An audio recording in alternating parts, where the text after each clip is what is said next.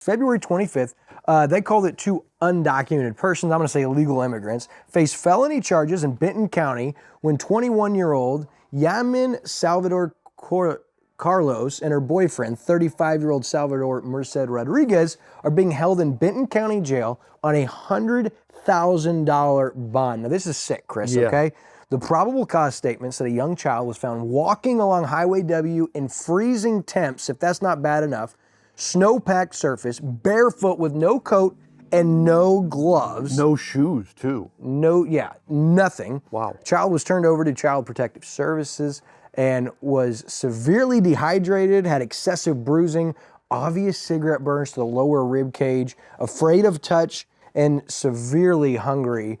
Determined was sleeping on a blanket under a bedroom window, according to the probable cause statement. 21-year-old Salvador Carlos was a family member, allegedly, in 2 counts of child abuse or neglect with serious emotional or physical injury, with 1 count of endangering the welfare of a child, while Merced Rodriguez, the boyfriend, 35, is charged with 1 count of child abuse or neglect. Now, look, they're both still on the active inmate roster in Benton County, being held on a $100,000 bond, and I did send some questions over to Benton County just to ask like what the investigation process would be at this point. Could they be extradited back? Would the child be cared for, taken into child protective custody? And I'm just wondering, in a situation like this, what happens? Like, what's next after this?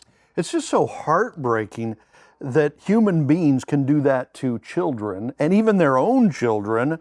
You know, she's walking along this highway, freezing temperatures, snow-packed surfaces, no shoes, no gloves, no coat, and she's obviously been abused, you know, with cigarette burns.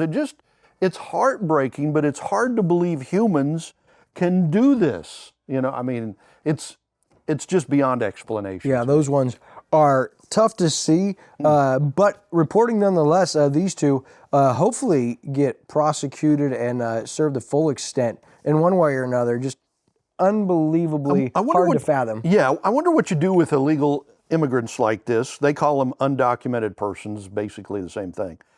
You know, do you throw them in jail or do you take them back and drop them off from wherever they came from? I mean, I don't know what you do in that situation. When I reached out and asked some of those very questions to Benton County, and we'll hopefully hear back from them, I don't know if they'll be able to give me much on an ongoing investigation. I did go to the Benton County website, though, and you saw their pictures. They're both still on the active inmate roster as of Tuesday morning at time of recording. So we'll keep you posted on that, but heartbreaking.